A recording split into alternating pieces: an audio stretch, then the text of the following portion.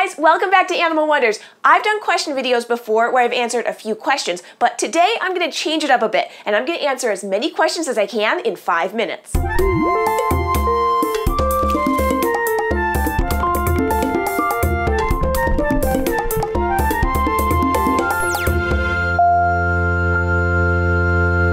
Do people spend the night at Animal Wonders?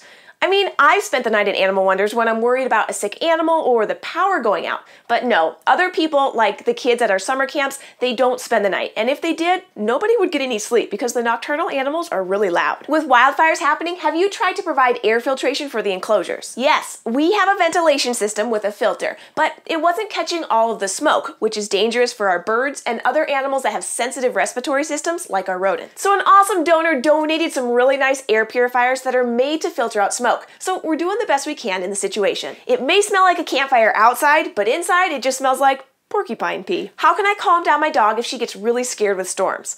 The best thing you can do is to train her to go into a crate and feel comfortable enough in there to feel like it's her safe space. Small spaces make dogs feel more comfortable and secure, but you need to establish crate training before you try crating her during a storm, or you could associate the crate with the scary storm. You can also use a thunder shirt, which is a really snug fitting vest, or a calming collar with non-toxic ingredients. For a quick fix, you can let her crawl underneath your legs and talk gently in reassuring tones while calmly massaging her back and neck. What do you wish you could do to expand your organization? What programs would you like to implement? I would love to share the animals in new and more enriching ways with more people locally and internationally. A few ideas I have are live camps for the animals, more summer camps for older ages, and maybe even a nature center. But my all-time top priority is to improve and expand all the enclosures for the animals. That's my ultimate dream. What is the most difficult animal you work with? And do you think it'll become easier with training? I definitely say that Mimi the marmoset is the most challenging animal I work with. She's a sweetheart to be around, and I love giving her new toys and things to explore. But she's also an adult monkey, and she's never been formally trained, so she gets frustrated easily. Her way of coping with stress is to bite, scratch, or leave the situation. So my goal in training her is to minimize her frustration as much as possible so she enjoys the experience. The only way to make it less difficult is for me to keep working with her and celebrate each small success that we have together. I'm wondering if you trim the talons of captive raptors. Captive, non-releasable raptors shouldn't need their talons trimmed if they're kept in a proper enclosure called a mews. The mews should have substrate and perches that help wear their talons down as they perch and move around. If they grow too long, it can cause difficulty perching and lead to sores on their feet or arthritis. So if they're overgrown, they do need to be trimmed. If they are being trimmed, the tips need to stay sharp enough that they can grab and hold onto their prey while they use their beak to pull bite-sized pieces off. Do you still have your brush-tailed baton Quigley?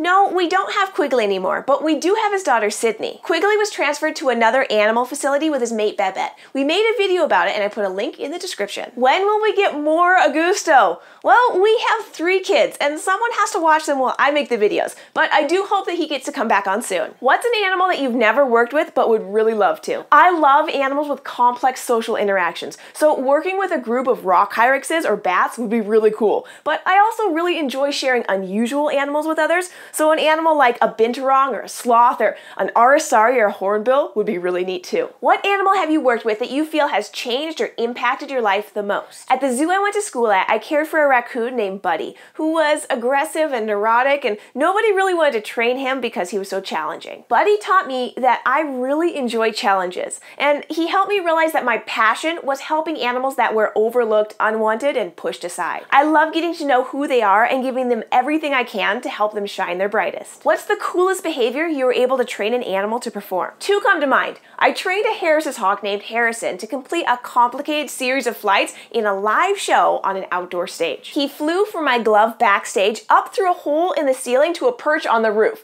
and then towards and over an audience to a perch, and then back down over the audience through a wooden tunnel center stage to my glove with a blind landing off stage left. He was amazing. The second was a vervet monkey named Annie, who I worked with at a zoo. She was young, very spirited, and just learning the training game. I taught her so many silly behaviors because we just enjoyed having fun together. My favorite was a handstand, where she would sit on a shelf in front of me and then jump upside down with her feet on the wall. She was so agile and she did it with such enthusiasm.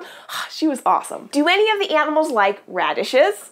Nobody likes radishes except me, but Chili Pepper and the guinea pigs will eat the radish greens, so we make a good team. How does one's appearance affect the animals? Do you need to avoid certain things? Appearance can have a big impact. Since I'm kind of unusual in the fact that I have red hair, most parrots are very wary of me at first, and I have to work extra hard to earn their trust. Also, I have to avoid wearing a hat or other bulky clothes because some animals view clothing as an extension of your body, and they can kind of freak out a little bit if all of a sudden you have a really weird shaped head. I try and avoid jewelry as much as possible. Lots of animals will be curious and try and grab or bite at necklaces or earrings. Rings are also an issue. Many of the parrots will investigate them and try and bite them off, and Gaia the armadillo tries to dig them off, which isn't fun because she's really strong and she can hook her nails under my rings. I also have a rule against perfume because it can irritate the respiratory systems of some of the animals or make them uncomfortable. So in general, your appearance and the way you smell are things you need to think about when you're working with animals. Do you think there's any situation where having an exotic pet could be ethical? Yes. If the animal is being properly cared for in all aspects, then I don't have a problem with having an exotic animal in captivity. To properly care for an animal, the owner has to be well educated in the animal's natural history, habitat, and behavior. And they have to provide the proper nutrition and behavioral enrichment to satisfy their needs. Some privately kept exotic pets get excellent care and live happy and healthy lives.